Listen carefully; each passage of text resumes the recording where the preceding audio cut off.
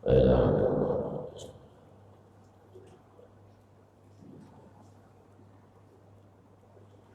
Ya Allah karimata masyarakat wa yawlidatim wa yanfa'una bi barakati ulumihim wa anwarihim wa sararihim warzuqna suhbata wa mahabbata wa tawaffana ala millatihim wa idda alaina wa auladina wa zurriyatina min barakati ulumihim wa anwarihim wa asrarihim bisirri nabi wa nabi sirril fatihah.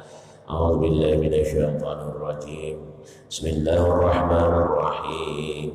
Alhamdulillahi rabbil alamin. Ar-Rahmanir Rahim. Maliki yaumiddin. Iyyaka na'budu wa iyyaka nasta'in. Ihdinas siratal mustaqim, siratal ladzina an'amta 'alaihim ghairil maghdubi 'alaihim waladdallin. Rabbi wa walidayya. Bismillahirrahmanirrahim. Alhamdulillahi rabbil alamin. Wassalatu wassalamu ala asyrafil anbiya'i wal mursalin Sayyidina wa nabiyyina Muhammad wa ala alihi wa ashabihi ajma'in. Subhanaka la ilma lana illa ma'alamtana innaka antal alimul hakim. Wala hawla wala quwwata illa billahil aliyil azim. Wa qala al-muallif rahimahullahu ta'ala wa adama nafa'ana bi jami'i ulumihi fid dharain amin. Summa qala. Para jamaah yang berbahagia, kita menyambung kembali pengajian kita yakni sifat 20 halaman 3. Adapun artinya dalil yaitu barang yang menunjuki atas kebenaran sesuatu barang. Kalau orang mengucapkan sesuatu lalu ada yang bertanya mana dalilnya, bukti untuk menunjukkan sesuatu yang telah diucapkan, lalu dia bisa menunjukkan sesuatu yang diucapkannya itu, maka itu disebut dengan dalil. Adapun dalil wujudnya Allah Subhanahu wa ta'ala dengan segala sifatnya adalah itu memadai, cukup dengan dalil ijmal secara global.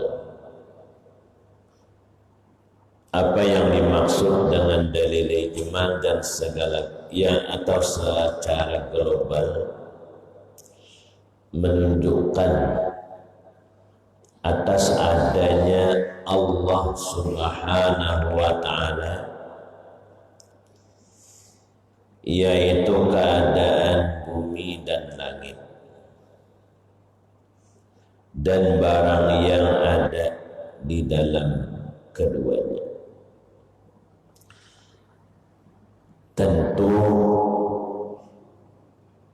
bumi dan langit ini ada yang menciptakan. Kalau manusia tidak akan sanggup menahan awan yang tidak ada tihang dan tongkatnya, memberikan cahaya kepada bulan, bintang, dan lain-lain, karena terbatas daya, upaya, dan kekuatan. Lalu kita merenung siapa yang sebenarnya mempunyai daya, upaya, dan kekuatan yang semua itu tidak ada batasnya. Maka tentu ada Siapa yang ada itu? Allah Subhanahu wa ta'ala. Firman Allah Subhanahu wa ta'ala, inna bi khalqis samawati wal ardi wa ikhtilabil laili wan nahar la ayatin li ulil albab.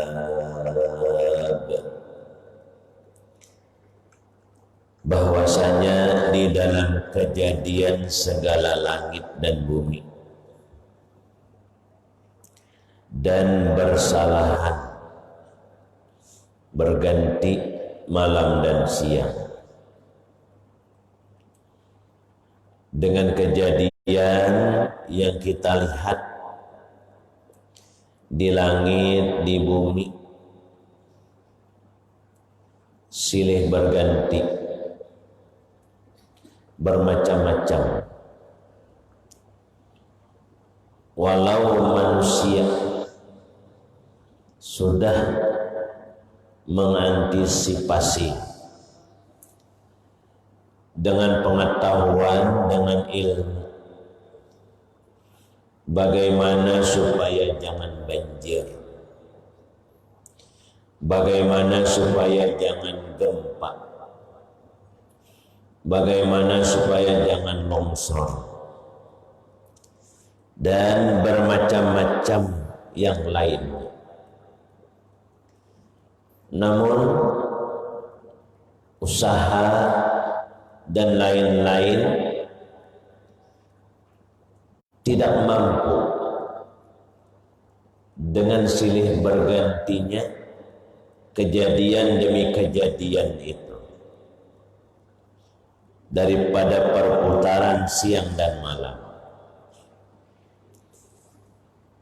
Maka sesungguhnya sekalian itu menjadi petunjuk atas keadaan Allah Subhanahu wa ta'ala yang menjadikan sekalian yang demikian.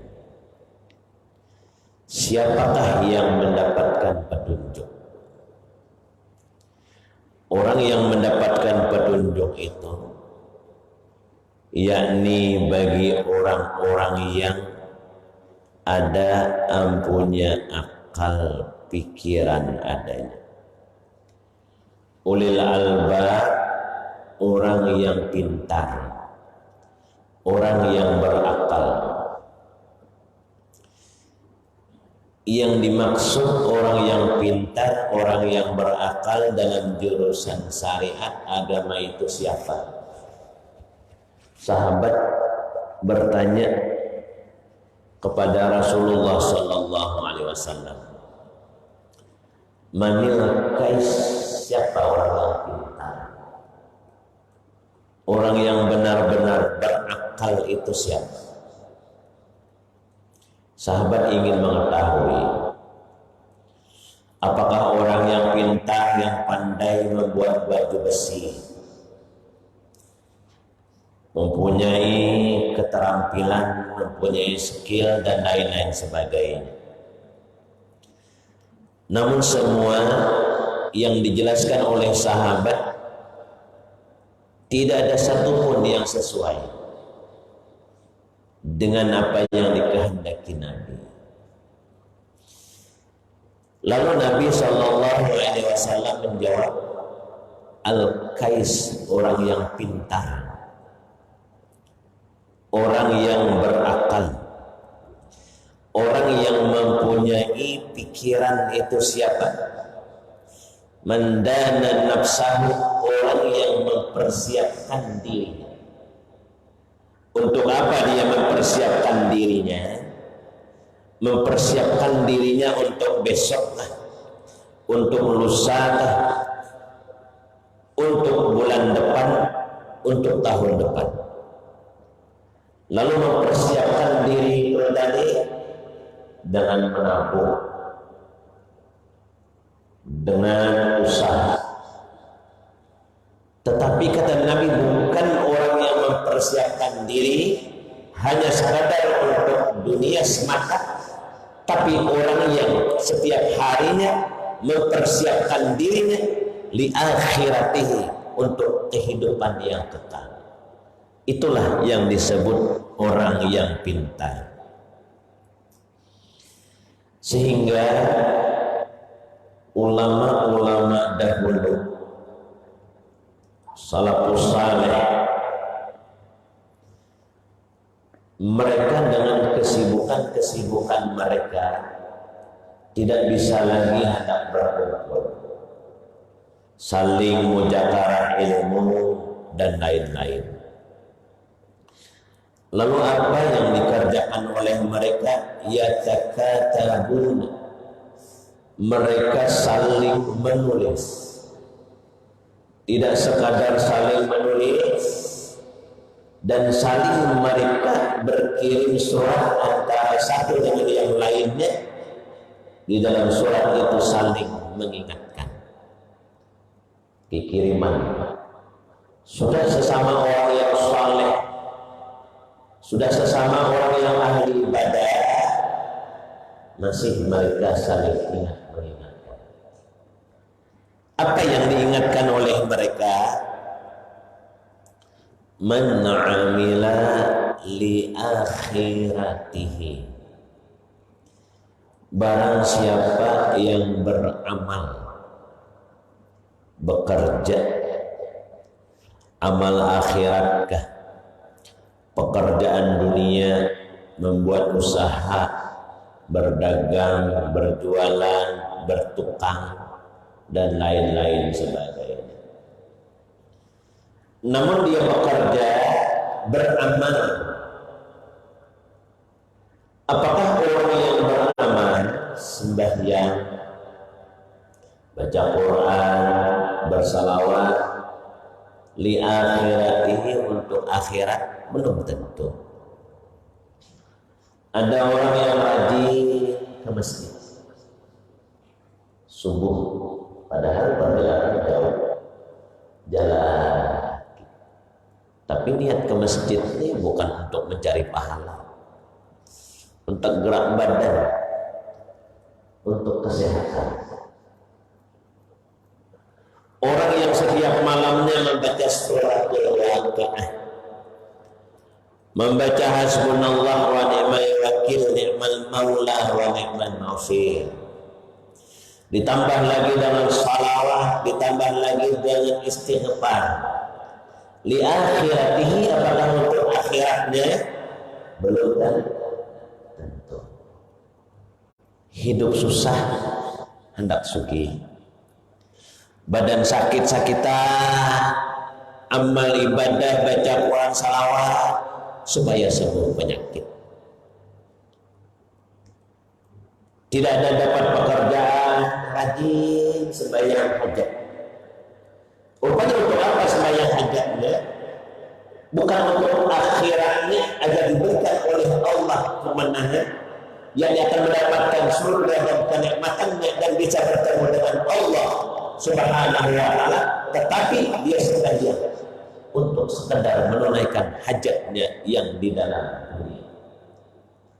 Belum bisa menembus kepada akhirat, sampai kepada Allah pun tidak, apalagi hendak sampai ke akhirat. Itu yang nyata, yang menyebut Allah, yang membuka Al-Quran, yang memuja, menyanjung kepada Nabi kita Muhammad. Apakah li akhiratihi? Belum tentu. Itu hati masing-masing. Nah, jadi mereka tadi berwasiat, apa saja yang dikerjakan amal ibadah, pekerjaan dunia, li akhiratihi, kafahullah, Allah Subhanahu wa ta'ala akan memberikan kecukupan. Di dalam Allah memberikan kecukupan, Allah memberikan pertolongan, Allah memberikan kemudahan dalam perjalanan hidupnya, yang di dalam hidupnya ini tidak ada niat lain kecuali niatnya li akhiratihi, untuk akhirat, dicukupkan, dimudahkan, dibuka jalan-jalan buntu yang di hadapan. Tapi salah titik awal ini adalah niatnya untuk akhirat. Apa akhirat yang diberi oleh Allah Subhanahu wa taala? Orang yang beramal niatnya untuk akhirat yang diberikan oleh Allah tadi apa? Dua macam. Apanya yang dua macam? Apakah Allah memberi harta? Apakah Allah memberi pangkat? Apakah Allah memberi dunia ini dengan sebanyak-banyaknya kepada dirinya? Rupanya yang diberi oleh Allah Subhanahu wa taala yang pertama akhirat. Dunia dapat. Niat yang baik tadi untuk akhirat, Allah beri akhirat. Kayak apa?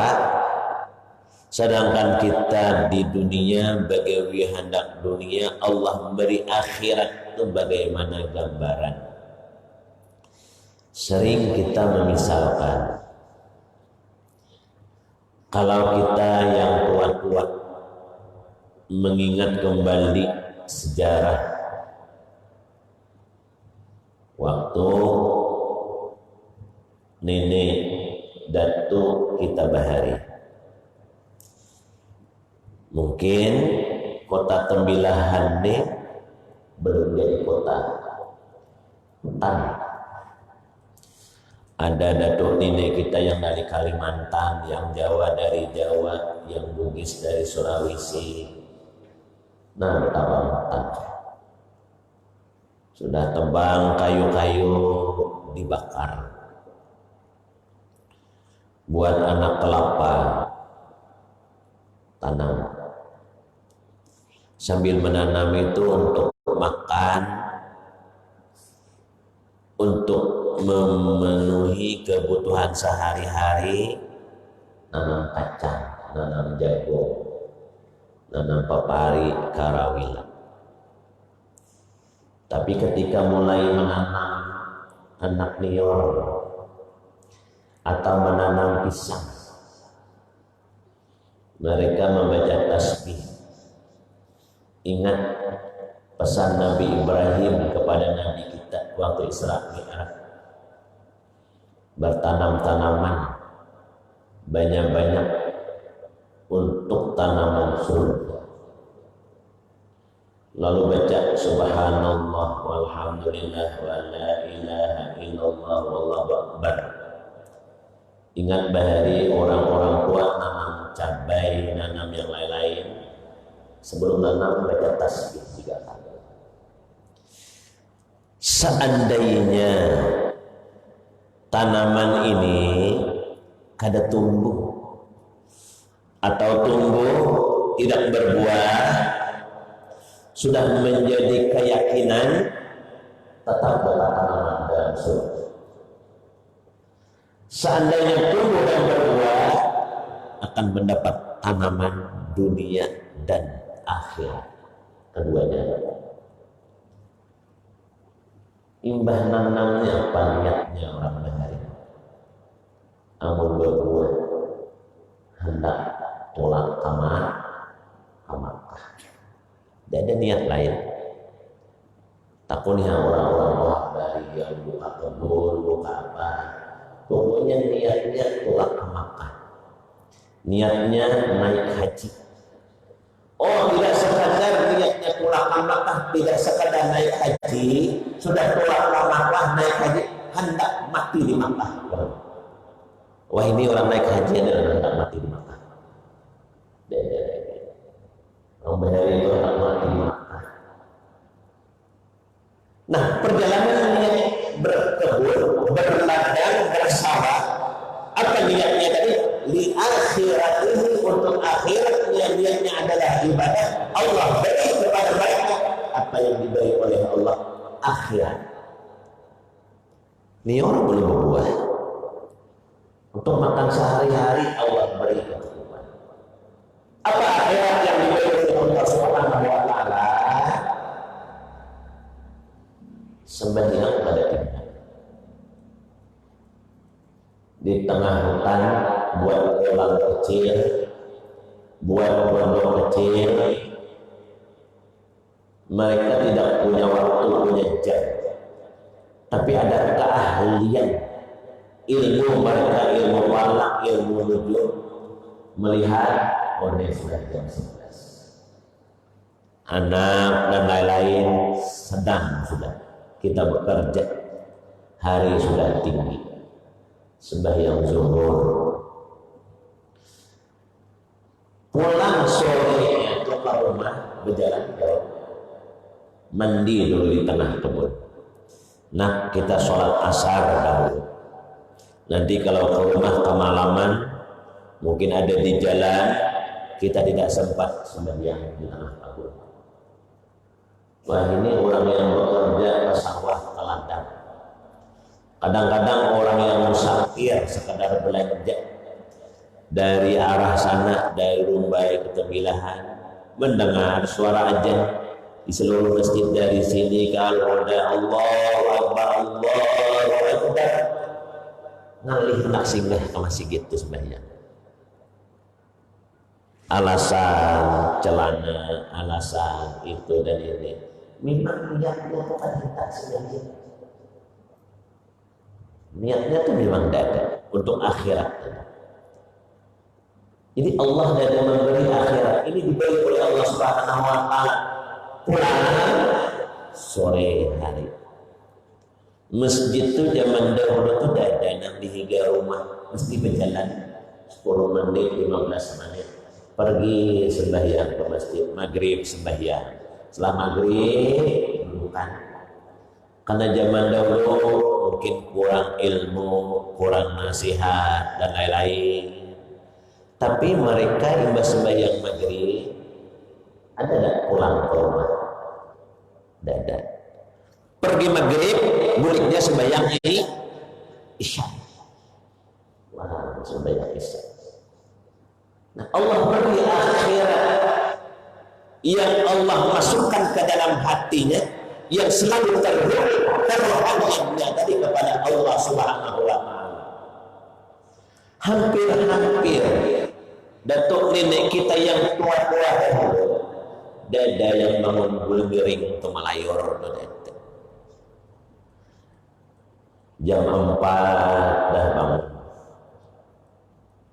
di kunci rumah tahajud, walau suara zikirnya sudah jelas,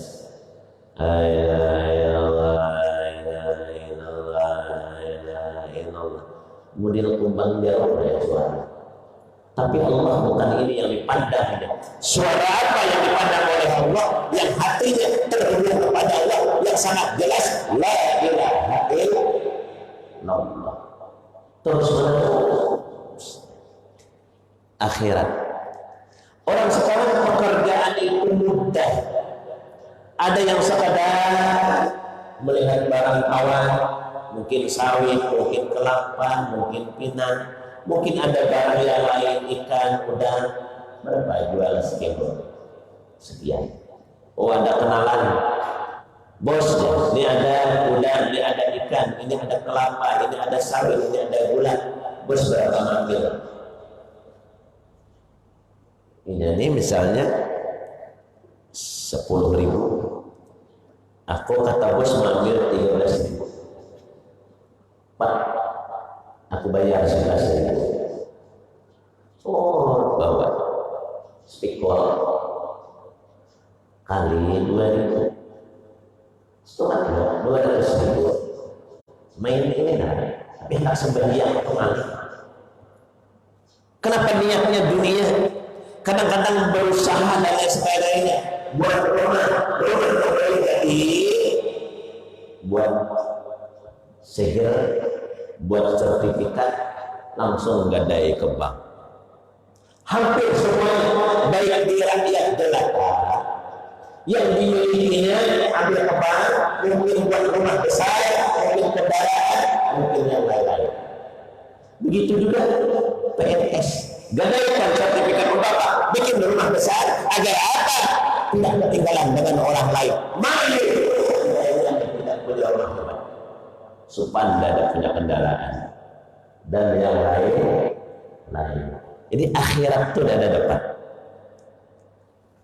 Nah, sudah akhiratnya bagus, betul dunia memang itu buah nior lambat, pisang berbuahan, segala kuini, segala mangga.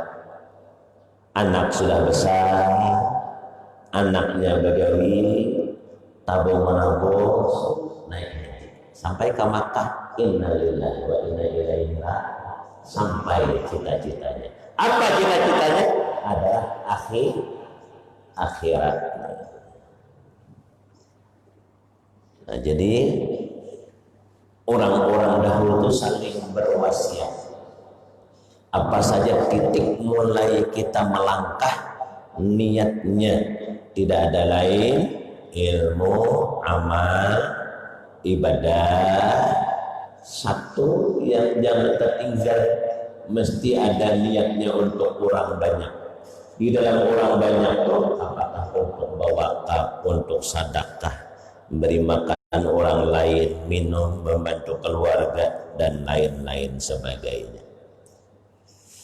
Nah, kembali kepada kitab. Sekalian itu bagi orang yang mempunyai pikiran. Jadi orang yang mempunyai pikiran, orang yang di samping bekerja di dunia ini, namun pemikirannya itu bagaimana urusan akhirat yang lebih diutamakannya. Kita sangat jauh, bukan jauh lagi, sangat jauh. Seperti hadis-hadis, perkataan para ulama yang orang dahulu bekerja dunia labihan daripada pekerjaan akhirat. Kita wahini bekerja akhirat ba'amal labihan daripada waktu bekerja dunia. Kalau seandainya pekerjaan dunia ini belum habis, pokaina tunda malah sembahyang di takumpul, zuhur takumpul di asar, asar takumpul di maghrib, subuh karena hendak cepat ke pasar, nanti ditaruh di waktu zuhur. Padahal kata Nabi Shallallahu Alaihi Wasallam, menjamaah, barang siapa mengumpulkan sembahyang itu dalam 2 waktu, zuhur karena kesibukan dari sembahyang, diqadha'nya di waktu asar, atau kena asar kerja tidak sempat, setelah sembahyang maghrib baru dia mengqadha' sembahyang asar, dan seterusnya. Maka kata Nabi, orang yang mengumpulkan yang demikian, dia akan membukakan jalan di hadapannya. Jalan apa yang dibukakan di hadapannya? Untuk melakukan dosa besar. Jadi dosa genal enteng, ya. Tidak ada lagi pengendalian diri, walau radio amal, radio ibadah, dan lain sebagainya. Ujung-ujungnya bisa terjerumus sekali-sekali. Apa penyebabnya? Sembahyang. Kenapa maka demikian? Karena urusan akhirat lalabihan daripada dunia. Nah, jadi kita sulit untuk menurut orang-orang dahulu bahwa dunia ini lebihan daripada akhirat. Allah sudah memperingatkan, فَإِذَا قُضِيَتِ الصَّلَاةِ فَانْتَشِرُوا فِي الْأَرْضِ وَابْتَغُوا مِنْ فَضْلِ اللَّهِ. Amun imbah melaksanakan sembahyang ba'amal beribadah. Contoh yang paling bagus semacam kita di sini. Menunggu sampai terbit matahari, langsung sembahyang sunat isyraq, bulik sarapan, sembahyang sudah, mengaji, imbadu sembahyang sunat. Maka Nabi Shallallahu Alaihi Wasallam mengatakan, barang siapa subuh bangun berwudu lalu pergi ke masjid, imbah sembahyang berjamaah, dia berwirid amal, Apakah baca Quran, apakah bertasbih, apakah salawat, istighfar. Namun di antara semua amalia-amalia tidak ada yang paling baik kecuali menuntut ilmu yang paling baik. Nah, namun di dalam menuntut ilmu kadang-kadang di tempat-tempat lain kita pernah ditegur waktu masih belajar di Kalimantan. Ulama itu masih hidup, Tuan Guru Kiai Haji Muhammad Syukri bin Unus. Kita terkadang orang Isra Mi'raj, orang Maulid sedang ceramah atau tasbih, jadi ada pandan atau rimu-rimu subhanallah, subhanallah, subhanallah. Ada aku nih belajar sambil nanganu tangan sebelah bahadapan guru tadi sampai kepada babnya menjelaskan sedikit yang kita jasidin di bulan Maulid, di Isra Mi'raj, di belajaran, di lain-lain sebagainya. Amun hendak beramal di rumah, nang kita duduk melebihi sudah daripada kita berzikir, kita bertasbih, kita lain sebagainya. Ada sudah. Hanya mengosongkan hati tadi, agar bagaimana ilmu yang kita dengar, yang Allah memberinya, memasukkannya perantaraan malaikat tadi ke dalam hati, maka ilmu tadi akan didapat. Tapi jadi namun kita nang sambil amal ibadah itu tinggi dah. Tiba namun kadang-kadang kita ceramah maulid nang di hadapan terbinak amalan itu kada lain, anunya tadi lain. Jadi amal yang paling tinggi ini menuntut ilmu nih tadi. Sampai syarat Nabi, Allah akan memberikan pahala sebesar apa pahalanya? Sebesar orang yang melaksanakan haji dan umrah tamatan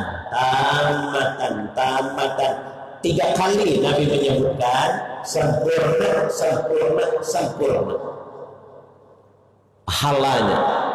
Orang yang berangkat itu belum tentu dapat sempurna. Orang yang berangkat itu belum tentu akan meraih predikat menjadi haji yang mabrur, belum tentu. Tapi kalau setiap subuh beramal, beribadah sampai, maka setiap subuh dia akan mendapatkan pahala haji dan umrahnya. Nah, jadi imbah itu tadi, pantasyiru fil ardi wabtaghu min fadlillah. Hanya nang mana ke pasar, nang mana belantik, nang mana bertukang, nang mana jasa dan lain-lain sebagainya. Sampai waktu zuhur siap-siap pulang. Sebab ujungnya nang ianya itu namanya, apakah kita mencari usaha ini besar hasilnya dan lain sebagainya. Wallahu khairur raziqin. Nang paling baik memberi rezeki tadi bukan kita mencuri usaha, tapi Allah lah yang paling baik memberi karunia atau rezeki. Sebagai lagi dinakal disalin dari kitab ibarat PJJ dengan maknanya adapun ma'rifatullahi ta'ala, mengenal Allah. Saya pernah disuruh untuk menanyakan kepada ulama-ulama Tuhan waktu hidup Tuan Guru yang di Kuala Tungkal. Coba tanyakan kepada guru ini Apa arti makrifah? Kalau dalam kitab, supaya untuk terbuka hati mengenal Allah, sedikit, akhirnya mendapatkan pengenalan yang sempurna.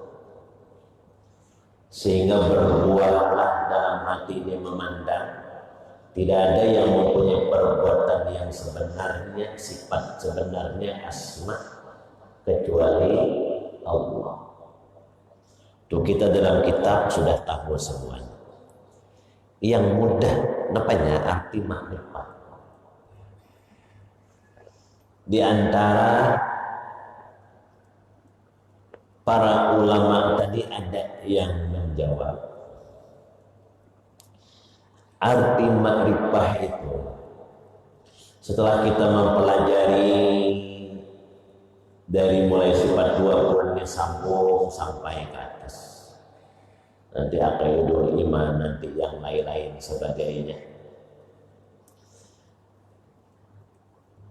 diiringi dengan memperkuat syariat. Tapi kalau tidak diiringi dengan memperkuat syariat, walaupun sifat dua Allah wujud kita bakat mukhalafah li waris kaya mutala binafsi apa terbagi kepada berapa empat nafsiyah, salbiyah, mani, ma'nawiyah, terbagi kepada dua, istighna, ibtikar. Nah, lari pulang misalnya, belajar pulang menuju iman, ada pula ta'aluk tadi hadis-hadis, semuanya ngerti. Apakah ada jaminan orang yang demikian dapat makrifat? Belum. Di mana orang tadi diberikan Allah Ta'ala makrifat apabila belajar ingin membuka hati, Allah memberikan nur dan cahaya. Dengan ilmu itu Allah memberikan perkenalan dirinya kepada kita. Apabila di dalam kita memperkuat mempelajari tauhid, diiringi dengan memperkuat syariat, sembahyang wajib sempurna, tambah yang sunat-sunat, akhirnya ditambah pula mempelajari sufi supaya hatinya itu bersih. Lalu Allah memberikan nur cahaya, dengan nur cahaya yang namanya adalah ilmu, sehingga kita memandang apa yang terjadi dalam kejadian di langit, kejadian di bumi, dan yang terjadi kepada diri kita, ruang lingkup rumah tangga kita, perbuatan Tuhan itu kita paham, ngerti. Lalu badan lain tersenyum, oh gini Bang Allah Ta'ala. Contoh, mungkin kita tadi hendak keluar dari rumah, ada yang dicari, apakah sendal atau yang lain, menanya ke bini, mana sendal, mana ini. Istri mungkin menjawab lain. Kita ditimbul gerak setelah dapat bantak batis, jalan ke pasar. Tahap jalan ke pasar, tamu-tamu tasifak batu, tajajak paku, batis tasifak batu, tajajak paku.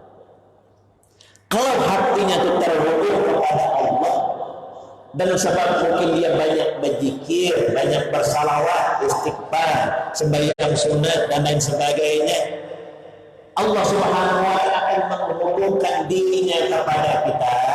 Dengan itu timbullah makna, oh astagfirullahaladzim, di rumah tadi aku bantah, rupanya Allah Ta'ala yang balas.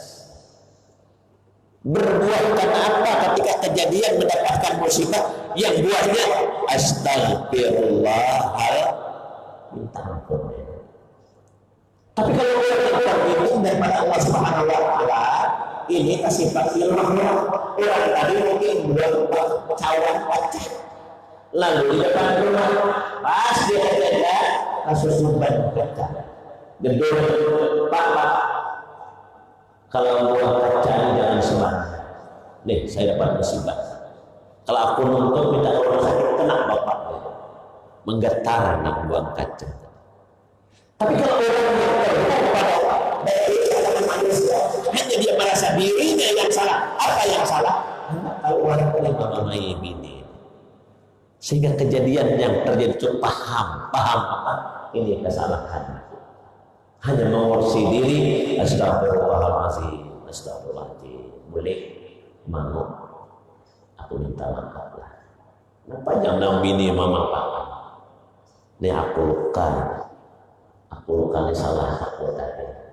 Kenapa aku tadi mama mai, aku tadi bahan tak betis. Ibahan Allah Ta'ala kadah jenang bini kan apa? Tapi menurut tadi apa yang ada? Ini gara-gara mau orang hendak cari sandal sini. Pikiran orang nyaman, orang tidak berpacin. Awan orang salah, dia berkalahi. Kenapa? Karena kada paham dengan apa yang terjadi di alam semesta ini. Jadi, rahasia perbuatan Tuhan ini kada kawan orang. Sehingga yang salah ada asbab dunia. Bisa nyalahkan orang, bisa nyalahkan yang lain. Itu sekilas di antara makna arti makrifat paham. Ngerti. Jadi orang paham, ngerti, mau lagi syarek, tidak mau lagi syarek. Tenang, damai. Kenapa? Karena dia selalu bersama Allah Subhanahu wa Ta'ala. Dan ma'rifah rusul tidak sekadar kita disuruh mengenal Allah, mengenal juga para rasul, akhlaknya, sifatnya, dan yang lain-lainnya. Terutama baginda kita Nabi besar Muhammad sallallahu alaihi wasallam. Perjalanan sejarahnya mulai lagi kecil sampai meninggal dunia. Untuk apa kita mempelajari sejarah dan lain-lain? Untuk meniru, mensuri tauladani. Tidak ada yang paling baik ditiru dan disuri tauladani kecuali Nabi kita Muhammad sallallahu alaihi wasallam. Allah sudah menyatakan dalam Al-Qur'an, laqad kana lakum fi rasulillahi uswatun hasanah. Sehingga kita tadi sudah mempelajarinya, ada kitab Asy-Syama'il. Itu sunnah di antara yang dilakukan oleh Nabi. Kayak apa Nabi makan, kayak apa Nabi minum, kayak apa Nabi guring, kayak apa Nabi di rumah. Nah kita baca, kita pelajari, jadi timbul hendak nurut Nabi. Nah sudah timbul hendak nurut Nabi, bagi orang yang masih dasar teringat oleh sunnah dia berpahala. Oh ini ya tidak sekadar sunnah, kita nuruti Nabi. Berjalan kerohanian itu sunnah nuruti Nabi. Ujungnya Nabi tadi misalnya minum, setiap minum ini mesti berbismillahirrahmanirrahim. Lain makan bismillahirrahmanirrahim. Kena andak. Imbah andak dia hendak minum bismillahirrahmanirrahim. Namun makan Bismillahirrahmanirrahim. Yang ketiga Bismillahirrahmanirrahim. Habis nasi nambah kan bismillah. Minum lain dia sudah tak andak cawan mau minum pakai bismillah. Nah teringat kita orang yang ada bismillahirrahmanirrahim.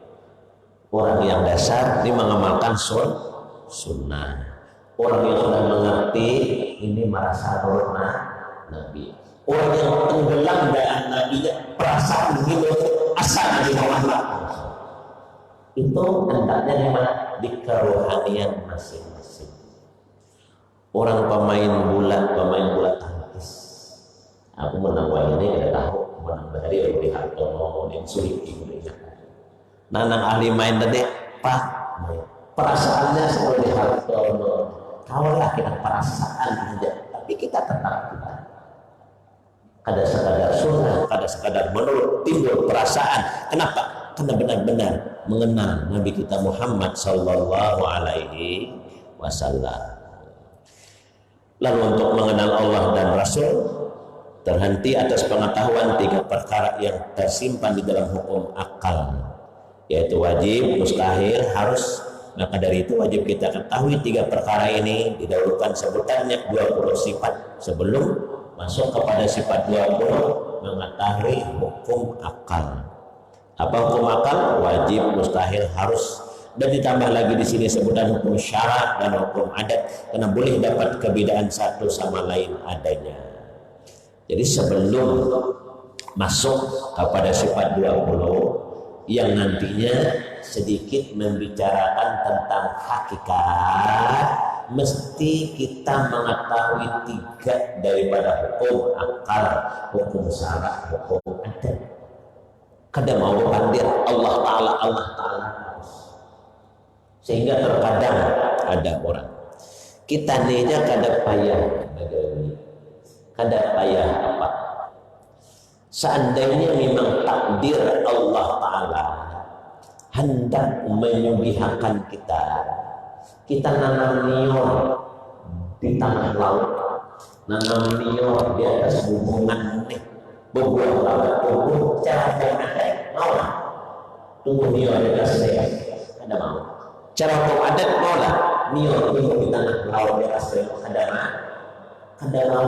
Nah lalu nanti kita bisa membedakan, ini jahil, diusahakan, diikhtiari, ada mau bermain, jangan Tuhan anu mau mainnya, kada mau. Al-hakikat lain tidak dikuatkan di syariat dengan syariat berenai, apalagi dalam urusan nama sembahyang pada puasa pada sudah takdir Allah menentukan aku masuk surga, kayak aku dapat sholat itu, maka akan membahayakan dirinya, bisa membawa kepada kafir zindi. Na'udzubillah min zalik.